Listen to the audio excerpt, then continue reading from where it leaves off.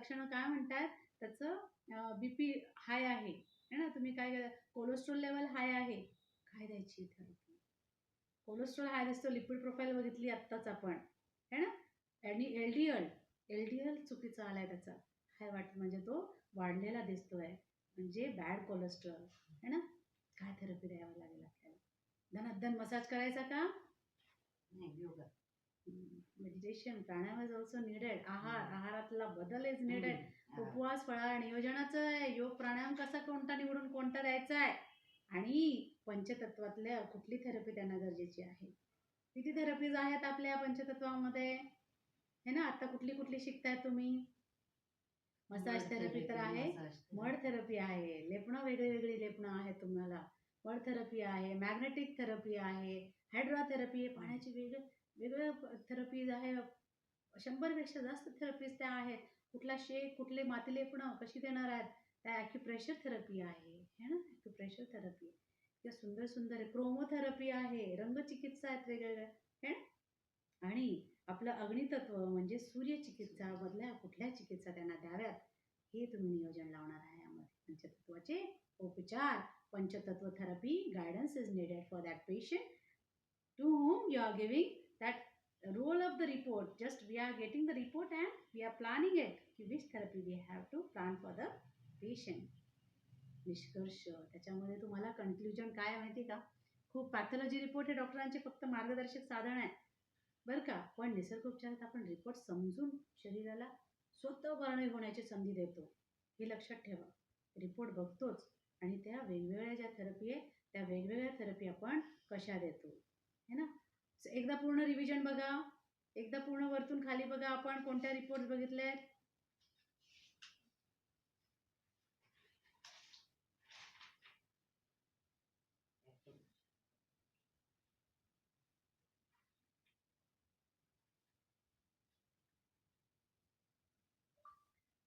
अजूनही व्यवस्थित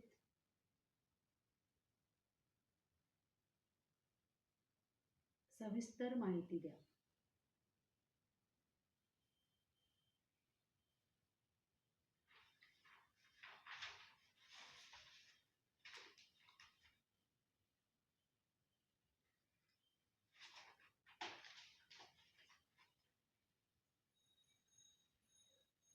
सब लोग देखो थोड़ा सा और अच्छे से एक बार, उसको मैंने सविस्तर रिपोर्टिंग के लिए बोला हुआ है.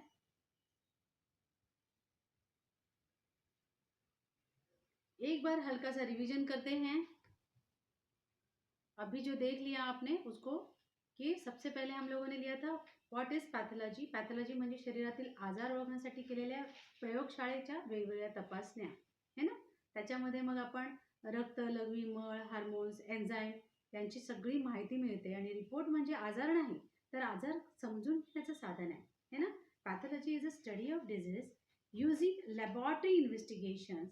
It includes what? Examination of blood, urine, stool, hormones and enzymes. A report is not the disease itself. है ना? It is not the disease itself, but a tool to understand the disease. आणि निसर्गोपचार विद्यार्थ्यांसाठी, आपल्यासाठी report reading का आवश्यक आहे, why it is important, क्यों बहुत ज़्यादा इम्पॉर्टंट आहे. रुग्णांची शारीरिक स्थिती समजते, का बरं गरजेची आहे लिहा. वाय फॉर अस, निसर्गोपचार तज्ज्ञ डॉक्टरांना देखील हे आपल्याला रिपोर्ट का गरजेचं आहे, कारण त्याच्यामुळे रुग्णाची शारीरिक स्थिती अजून, कारण सगळे पेशंट आम्ही तुम्हाला क्लिअर सांगते की प्रत्येक पेशंट आपल्याला त्याची पूर्ण माहिती देत नाही, त्यांना स्वतःलाच ते रिपोर्ट रिडिंग माहिती नसतं, त्यांना एवढं कळत नाही ते है ना. तर त्यासाठी आपल्याला ते बघणं गरजेचं आहे, कारण रुग्णाची शारीरिक स्थिती जर कळाली.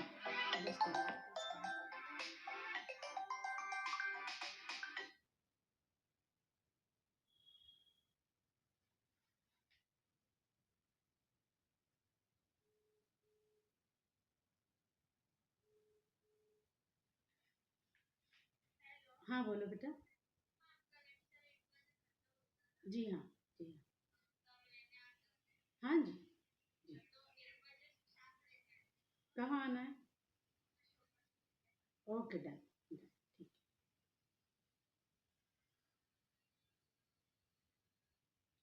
चला मुद्द्यावर येऊया आपण.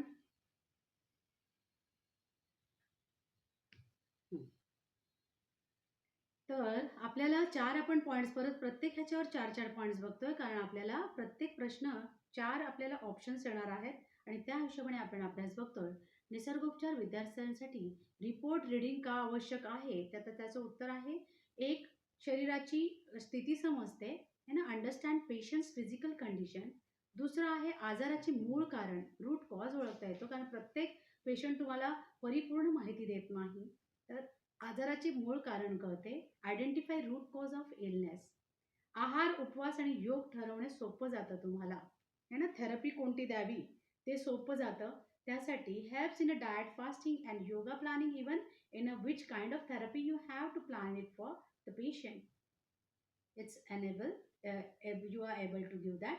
And next is allopathy report समजून समन्वय उपचार देता येतो आपल्याला है ना. कसा? It enables integrative treatment approach है ना. आपल्याला व्यवस्थित ॲलोपॅथीचे ते रिपोर्ट आहेत, पण ते समन्वय ऑलरेडी किती कोणते कोणते उपचार घेतले, त्यामुळे काय काय त्रास त्यांना झालाय आणि त्या त्रासात न आपल्याला त्यांची मुक्तता करायची आहे हे आपल्याला कळतंय. आता पुढचा टप्पा आहे पॅथॉलॉजी रिपोर्टचे भाग है ना. तो आपण बघितलेलाच आहे, पण तरी एकदा संपून घेऊन घ्या, समजून घ्या. त्यामध्ये कंपोनंट्स ऑफ अ रिपोर्ट. तर पहिले पेशंटचं इन्फॉर्मेशन है ना. आपण मागच्या वेळेस काय केलं होतं, व्यवस्थित पेशंटची एक परिपूर्ण माहिती भरून घेतली होती, हिस्ट्री घेतली होती, आठवतंय का? ते ह्याच कारणाने की पेशंटची संपूर्ण माहिती आणि त्याने कोणत्या टेस्ट केलेल्या आहेत त्याची नावं है ना, पेशंटची इन्फॉर्मेशन ते भरून घेणं, कन्सर्न लेटर भरून घेणं तुमच्यासाठी महत्त्वपूर्ण असतं. दुसरं टेस्ट नेम है ना. टेस्ट नेम म्हणजे पेशंटचे डिटेल्स आपण त्याच्यामध्ये टाकतो पेशंट इन्फॉर्मेशनमध्ये. टेस्ट नेम म्हणजे टेस्ट काय काय परफॉर्म केलेल्या आहेत त्यांनी. ऑब्झर्व व्हॅल्यूज है ना, ॲक्च्युअल कोणत्या कोणत्या व्हॅल्यूज तिथे आलेल्या आहेत. नॉर्मल रेंज आपल्याला माहिती आहे, तर रेफरन्स रेंज किती आहेत ती. आणि इंटरप्रिटेशन म्हणजे क्लिनिकल त्याचे सगळे मिनिंग तुम्हाला कळालेले पाहिजे. अंडरस्टँड. आता आपण त्याच्यामध्ये पहिला रिपोर्ट बघितला होता CBC है ना, ब्लड काउंटचा. तर तो बघणं का गरजेचं आहे आपल्याला, कारण रक्तातील पेशींची संख्या व गुणवत्ता सांगणाऱ्या त्या तपासणी आहेत है ना. आता जर आपल्याला HB कमी झालाय, अशक्तपणा ॲनिमिक झालाय, जर HB जास्त झालाय तर रक्त घट्ट होतं असतं, बरोबर आहे. मग त्याला पातळ होण्याच्या गोळ्या वगैरे बरेच लोक खातात HB कमी असणं. मग निसर्गोपचारात काय करतात, त्याचा दृष्टिकोन काय आहे. मग हिरव्या भाज्या आपल्याला वाढवायच्या आहेत खाण्यापिण्यामध्ये, डाळी, मोडाळी धान्य, सूर्यप्रकाश आपल्याला त्यांचा वाढवावा लागणार आहे. विटॅमिन Dची त्यांची शरीराची कमतरता आपल्याला भागवून घ्यायची आहे. प्राणायामचा प्रकार आपल्याला वाढवावा लागणार आहे, बरोबर आहे. आणि ऑक्सिजन वाहून नेण्याचं काम RBC करतंय, बरोबर. कोण? Red blood cells. मग ते जर कमी असेल तर थकवा, चक्कर येणं, ते कसं काय वाढवायचं? खाण्यापिण्यातच वाढतं. आपण काय करतो मग, खजूर वाढवायला लावतो है ना. अनार म्हणजे डाळिंबाचा रस वाढवतो है ना. नेक्स्ट आपण त्यांना नेहमीच बीट त्याच्यामध्ये शरीरात बीट खाण्याच्या खाद्यपदार्थातून वाढवण्याचा प्रयत्न करतो. लगेच रक्ताच्या बाटल्या लावायच्या आपण कोणीच आपल्या निसर्गोपचार तज्ज्ञ कधीच हे करत नाही. म्हणून आपण तिथे RBC मधनं हे बघणार आहोत. WBC. आता इथे काय, व्हाईट ब्लड सेल वाढले म्हणजे इन्फेक्शन वाढणार, कमी प्रतिकारशक्ती कमी होणार. निसर्गोपचार काय म्हणतो मग आपला, उपवास, माती उपचार करायची, मस्त विश्रांती घ्यायला लावतो आपण त्यांना है ना. माती उपचाराचे वेगवेगळे टप्पे आपण त्याच्यामध्ये वाढवणार. प्लेटलेट्स कमी जास्त झाले, रक्त गोठण्याचे काम कमी जर झाले तर रक्तस्रावाचं कमी झालं तर रक्तस्रावाचा धोका वाढतो आणि रक्त गोठण्याचे काम कमी होते. म्हणून प्लेटलेट्स आपण नॉर्मल ठेवण्याचा प्रयत्न करतो. आपली आहार पद्धती आणि आपली निसर्गोपचार ट्रीटमेंट पद्धती ह्याच्याने आपण आहार सुद्धा अगदी लिमिटमध्ये ठेवतो.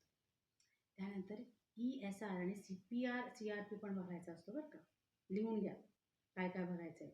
ESR त्याचं लॉंग फॉर्म लिहा, erythrocyte sedimentation rate, ERYTHROCYTE,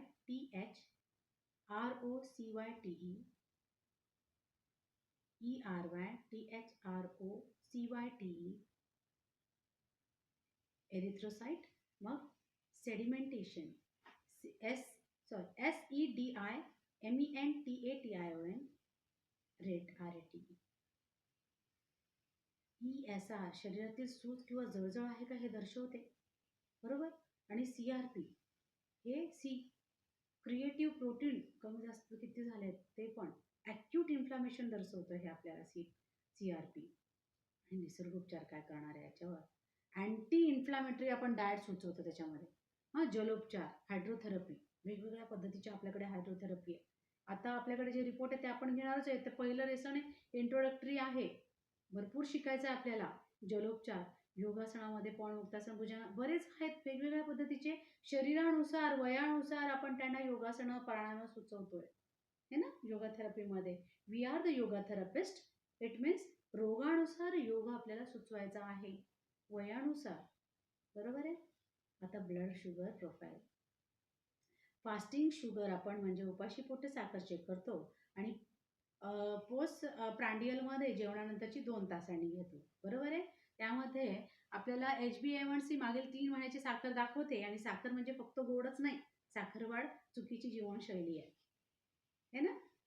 if you are diabetic मतलब यू आर मतलब if the patient is there डायबिटिकचं, तर फक्त साखर खाल्ल्याने गोड होतं असं नाही आहे. त्यांची जीवनशैलीमध्ये आपण हे म्हणतो ना, योग व निसर्गोपचार ही एक जीवनशैली आहे आणि त्याच्यामुळे आजारच उद्भवत नाही. आणि चुकीच्या जीवनशैलीमध्ये मुळे किंवा 3 आपले जे तत्वांच्या कमी जास्त असमतोलतामुळे आपल्याला आजार उद्भवतात. त्यालाच आपण समतोल करतो. ती आपल्या चिकित्सा. आणि चुकीची जीवनशैली म्हणजे डायबिटिक. निसर्गोपचार काय काय मस्त करणार ह्याच्यामध्ये आपण उपवास चिकित्सा आहे आकाश तत्वाने, है ना? मग आपल्याला वेगळ्या पद्धतीचे आहार आपण देतो, लो कॅलरीजचे. सूर्यनमस्कार सांगतो, प्रत्येकाला नाही. आजार व्यक्तीनुसार त्यांचे काय त्रास आहे, जर मानेचा कमरेचे विकार असतील, गॅप्स असतील तर त्यांना नाही. बाकीच्यांना आपण वेगळे सुचवतो. आणि प्राणायाम, कपालभाती कसं मर्यादित अगदी सुचवतो. या पद्धतीने आपण निसर्गोपचार देणार वेगवेगळे. युरिन रिपोर्ट, है ना? पुढचा आपण आधी पण बघितला, आता पुन्हा एकदा बघतोय. युरिन रिपोर्टमध्ये काय बघणार आहात? महत्वाचे घटक आपण बघतो त्याच्यामध्ये 4 पॉइंटेड आउट. यस, कौन से है मैडम बताइए? प्रोटीन देखा था, शाबाश. शुगर, प्रोटीन, फर्स्ट सेल्स और RBC. ये 4 चीजें अपने को उसमें देखनी है ना? लघवी तपासणीमध्ये आपण 4 वस्तू बघतो. मधुमेह आहे का, किडनीच्या काही समस्या आहे, प्रोटीनमध्ये कळतं. UTIच्या बघायच्या त्याच्यामध्ये, पल्स किती, RBC म्हणजे इन्फेक्शन, सूज वगैरे काय त्याच्यामध्ये, RBC रेड ब्लड सेल्सचं प्रमाण किती आहे ते बघतो आपण. निसर्ग उपचार ह्याच्यामध्ये हे बघा, कटी स्नान येतं, कंबर स्नान आपण म्हणतो. पाणी उपचार वेगवेगळे येतात. आहारातील मीठ कमी करून टाकतो आपण इथे युरिनमध्ये जर प्रोटीन्स वगैरे वाढले तर. आणि आहारातलं मीठ कमी करतो डायरेक्टली, म्हणजे you will be like immediately uterus आणि किडनीला प्रोटेक्शन मिळत आहे. अजून एक फंक्शन टेस्ट आपल्याला बघायची गरजेची असते. देविदास सर नेहमीच आपण बघतो जेव्हा आपण ॲक्युपंक्चरला पेशंट घेतो, लिव्हर फंक्शन, है ना? लिव्हर फंक्शन टेस्ट, LFT म्हणतो त्याला, लिव्हर फंक्शन टेस्ट, है ना? It's very important. लिव्हरला सूज आहे, किती कमकुवत आहे, किती % काम करतंय, ते सगळं ह्याच्यामधनं कळतं. आणि त्याच्यामध्ये सुद्धा 3 मुद्दे आपण जास्त महत्त्वपूर्ण तिथे लक्ष देऊन बघतो. आणि ते म्हणजे SGOT, SGPT आणि बिलिरुबिन, है ना? वाढलेले एन्झाइम्स किती, यकृतावर किती ताण येतोय, या 3 मधून आपल्याला लगेच लक्षात येतो. सूज असली तर लगेच त्यांना आपण आहारावर तर देतोच कंट्रोल, है ना? खूप जास्त तिखट, तुपकट, मसालेदार खाणं बंद करतो, लगेच तेलकट खाणं बंद करतो. बरोबर? निसर्गोपचारात. उपास चिकित्सामध्ये रसाहार लगेच सुरू करतो, कडू रस सुरू करतो. मातीचे पोटावर लेप देतो, डायफ्रामच्या वरती सुद्धा लेप देतो आपण, है ना? वाढलेले एन्झाईम, यकृतावरचा ताण कमी करण्यासाठी निसर्गोपचार महत्त्वपूर्ण भूमिका निभावते. किडनी फंक्शन घ्या आता, KFT, किडनी फंक्शन टेस्ट. खूप महत्त्वपूर्ण आहे डायलिसिसच्या पेशंटला, तर कंपल्सरी आहे ते बघणं गरजेचं असतं. तो घटक म्हणजे क्रिएटिनाइन, किडनी फिल्टर कसं होतंय ते बघणं. ठीक आहे ना? युरिया किती आहे त्याच्यामध्ये, है ना? टॉक्झिन्स बघतो आपण त्याच्यामध्ये. पाणी त्याला आपण लगेचच निसर्गोपचारात पाण्याचं, आहे ना, रसांचं किंवा चहा पाणी जे घेत असेल त्या पाण्याचं योग्य प्रमाण डिसिजन देतो. 1 लिटरच घ्या, 1.5 लिटरच घ्या, 1.5 लिटरच घ्या. क्रिएटिनिन जर वाढला तर पाण्याचं प्रमाण अगदी मर्यादेत आणतो आपण. दुसरा टप्पा आहे त्याच्यामध्ये प्रश्न असा आहे, किडनीला जर क्रिएटिनिन लेवल वाढलं तर काय कराल? तर निसर्गोपचारामध्ये 3 तिथे पॉईंट लक्षात ठेवा. त्याच्यामध्ये पाणी योग्य प्रमाणात आपण देतो. पुढचं प्रथिने मर्यादेत देतो. योग करणं तर त्याच्यामध्ये मकरासन सुचवतो वेगवेगळ्या पद्धतीचे. 4ही प्रकार आहेत मकरासनाचे, ते घेतो. लिहिलं? चलो आगे बढ़ते हैं. Lipid profile. आपण लिपिड प्रोफाईलचा आत्ताच थोडासा बघितलाय, पुन्हा एकदा बघा. यामध्ये जर लिपिड प्रोफाईल आपले चुकीचे रिपोर्ट्स वरती खाली आले, LDL वाढलं तर तेलकट पदार्थ आपण टाळतो निसर्गोपचारात. चालणं, योग वगैरे एकदम व्यवस्थित त्यांचं करून घेतो. उपवास चिकित्सेला पनीर, फळाहार, निराहार आणि रसाहाराचं सुचवतो एकदम व्यवस्थितपणे. महत्वाचा मुद्दा टिप्पणच लिहून घ्या. Very important Najma madam. हे रिपोर्ट वाचताना आपल्याकडून होणाऱ्या चुका, तज्ञांकडनं, डॉक्टरांकडनं, असं है ना. काय चुकतो आपण, कुठे चुकतो, एकदम घाई करतो. सगळ्यात आधी फक्त लाल रेषा बघतो, कुठे लाल लाल आहे. असा रिपोर्ट बघणं अगदी चुकीचं नाही, है ना. It's very risky if you are just seeing the red lines on the report. Next one is the report पाहून निष्कर्ष काढणे. एकच रिपोर्ट बघितला असा पुढचा आणि बस झाला, लगेच निष्कर्ष काढून सांगितलं पेशंटला हे करा ते करा ते करा, झालं. Wrong decision. पुढचा मुद्दा आहे नॉर्मल रेंजनं बघणे. आपल्याला रेंज दिलेल्या आहेत है ना, आपल्या वर्ल्ड हेल्थ ऑर्गनायझेशनने ठरवून दिलेल्या काही रेंजेस आहेत. आणि जसं आपण BP बघतो है ना, 120 डायस्टोलिक सिस्टोलिक 80 असला पाहिजे. शुगरची रेंज बघतो है ना, त्या रेंज आपल्याला नॉर्मल रेंज तुम्ही न बघितल्या, दुर्लक्ष केलं त्याच्याकडे, तर तिथे आपण चूक आहोत. पुढचं आहे मॅडम लक्षणाकडे दुर्लक्ष करणे. पेशंट काय सांगतं, त्याचा काय त्रास आहे, त्याची लक्षणं पण बघितली पाहिजे. फक्त रिपोर्ट नाही, लक्षणं पण बघितली पाहिजे. ते कंपल्सरी आहेत तुम्हाला. ठीक आहे रेश्माजी. Very important to see all kind of clinical symptoms. Ignoring clinical symptoms is a wrong thing. Ignoring references range is a wrong thing. And judging by a single report is a common mistake. We don't have to do this mistakes. निसर्गोपचारात रिपोर्टचा योग्य वापर केलेला आहे आपण. कसा? Report एक दिशादर्शक आहे, आपल्याला ते कळत आहे. आणि उपचार, शरीराचे स्वयं उपचार सामर्थ्य कसे वाढवायचे आहे तो निसर्गोपचार तज्ञ ठरवणार आहे, ते आपण ठरवणार है ना. So what we are going to learn it, report चे आपल्याला, report is the directions what we are going, diagnosis है ना, आणि treatments that we are going to decide K supporting body's self healing, how we are going to give treatments to support है ना. treat the patient not the report.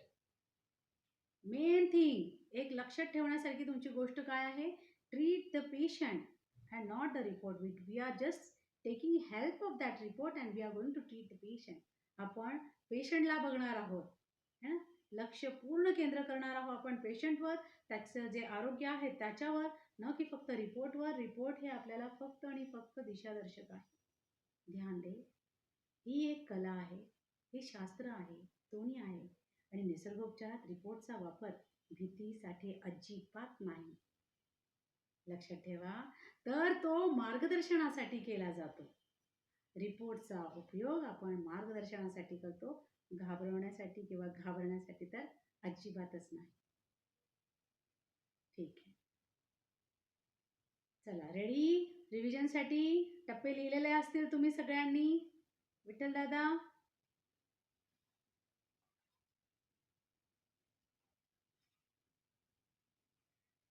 आता आपल्याला सांगा मला, आपण किती प्रकारचे रिपोर्ट्स बघितले, कोण सांगतंय? रिपोर्ट्स किती प्रकारचे बघितले आपण? ब्लड टेस्ट है ना, blood test, urine test, stool test, hormone test है, डायबिटीज प्रोफाइल है, lipid profile. Okay Rani ma'am बताइए, हीमोग्लोबिन का नॉर्मल रेंज कितना होना चाहिए? Ladies 12 to 15 and male 14 to 16.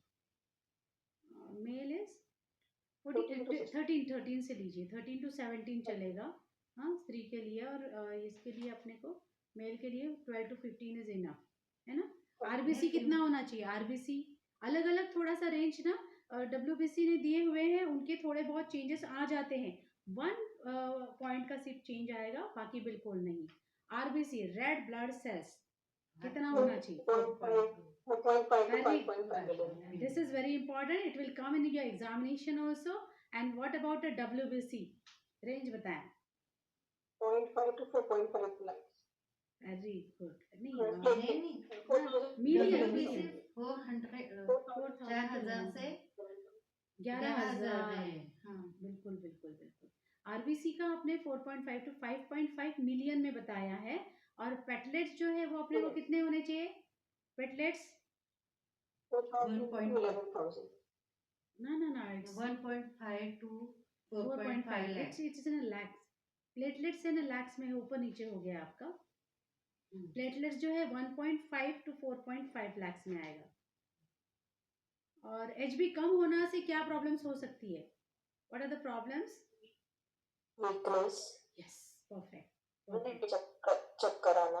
बिल्कुल। डब्ल्यूबीसी बढ़ जाती है तो विठ्ठल दादा,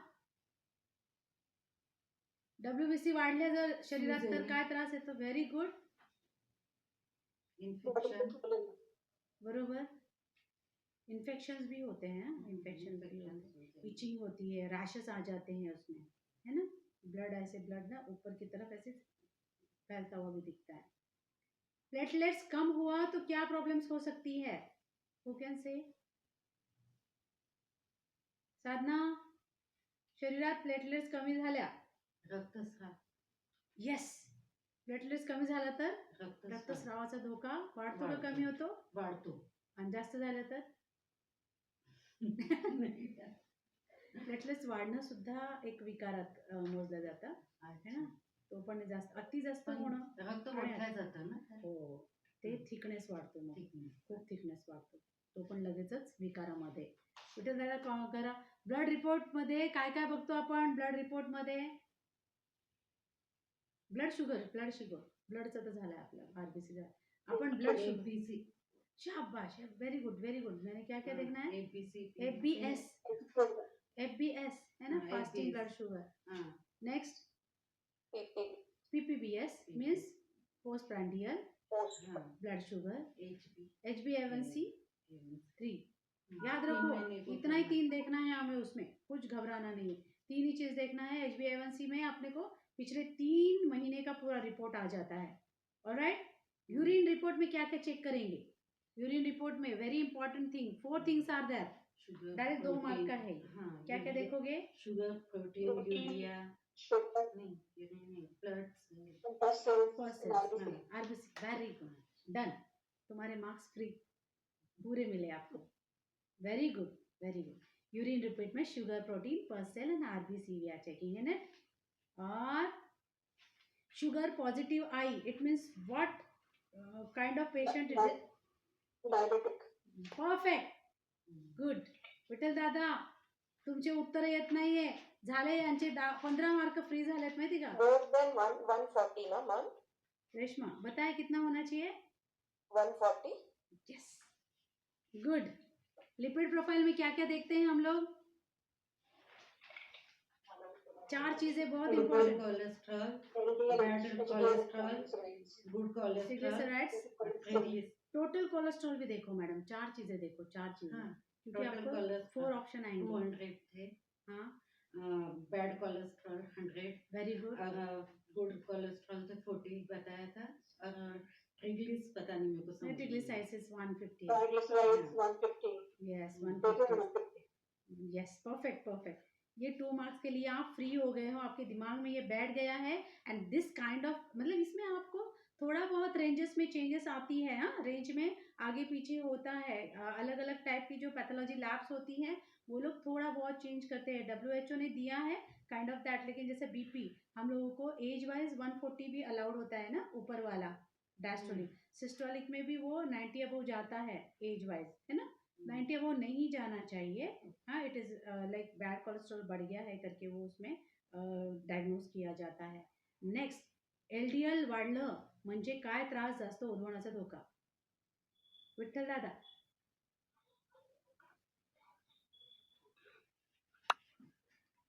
LDL वाढलं म्हणजे काय त्रास होणार आहे? का त्रास होणार नाही? कोलेस्ट्रॉल पण LDL इज गुड और बॅड? बॅड. Bad. बॅड. बरं, बॅड कोलेस्ट्रॉल. त्यात जर वाढलं तर काय त्रास होणार आहे? दम लागणे वगैरे. हा, अजून कुठला धोका जास्त होतो आपल्याला तिथे? बीपीचा. कोलेस्ट्रॉल वाढलेलं असते.